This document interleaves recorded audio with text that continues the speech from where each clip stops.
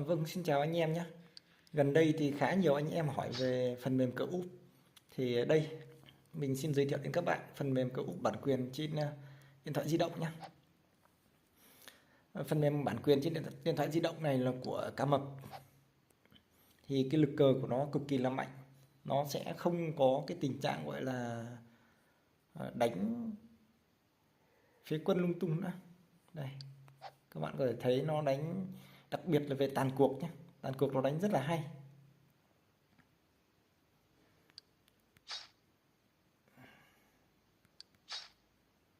Đấy, các bạn thấy phế pháo của nó rất là hay. Đấy, nó phế một đổi hai cực kỳ là hay.